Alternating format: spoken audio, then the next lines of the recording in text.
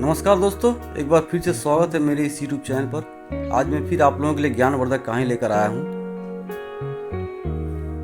इस कहानी का नाम है जादुई साड़ी। तो आप लोग प्लीज इस कहानी को पूरा पढ़ना। एक बार की बात है, एक छोटे से गांव में अनाया नाम की एक महिला रहती थी। वह एक दयालु और अच्छी इंसान थी जो हमेशा अपने और अपने परिवार के लिए अच्छी चीजें चाहती थी। अनाया के पास एक प्यारा पति और एक खूबसूरत बेटी थी, लेकिन उसकी सास शांता उसके प्रति बहुत अच्छी नहीं थी। शांता अक्सर घटिया बातें करती थी और अनाया को दुखी करती थी। एक दिन जब अनाया बाजार में घूम रही थी तो उसे एक विशेष दुकान मिली। दुकानदार एक बूढ़ा और बुद्धिमान व्यक्ति था। अनाया ने उसे कहा कि वह खुश रहना चाहती है और चाहती है कि उसके साथ अच्छी चीजें हों, भले ही उसकी सास निर्दयी थी। दुकानदार मुस्कुराया और उसने एक अनोखी साड़ी दिखाई। उन्होंने कहा कि यह जादुई साड़ी है और यह उसके जीवन में सौभाग्य और खुशियां लाएगा। अनाया ने जादुई साड़ी खरीदने का फैसला किया और तुरंत उसे पहन लिया। जब अनाया ने जादुई साड़ी पहनना शुरू किया तो चमत्कार हो गया। उसकी सास अनाया के साथ बुरा बर्ताव करने के बजाय उसके साथ प्यार और सम्मान से पेश आने लगी।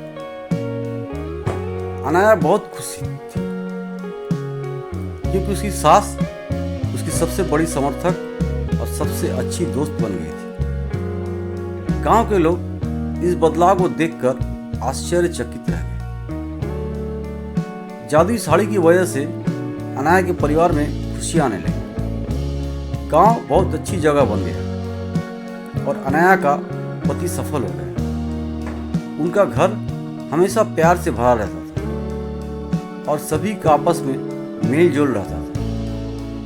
अनाया की बेटी एक प्यारे और देखभाल करने वाले घर में बढ़ी गई और वह बहुत खुश थी। जादुई साड़ी की कहानी दूर दूर तक फैल गई और लोगों को दया और क्षमा का महत्व सिखाया। अनाया बहादुरी का प्रतीक बन गई और उसने सभी को दिखाया कि दयालु होने से बड़ा बदलाव आ सकता है, चाहे चीजें कितनी भी कठिन क्यों न लगे। और इस तरह जादुई साड़ी के साथ मिलने वाली अच्छी चीजों का आनंद लेते हुए गांव हमेशा खुशहाल रहने लगा। साड़ी ने न केवल अनाया की जिंदगी बदली बल्कि एक महत्वपूर्ण सबक भी सिखलाया कि प्यार और क्षमा मुश्किल समय में भी खुशी और चमत्कार ला सकती है। दोस्तों, इस कहानी से यह सीख मिलती है कि दूसरे के प्रति दयालु होने से हम उनके और हमारे जीवन में भी खुशियां ला सकते हैं। तो दोस्तों, मेरा इस वीडियो पढ़ने के लिए आप सभी लोगों का बहुत बहुत धन्यवाद।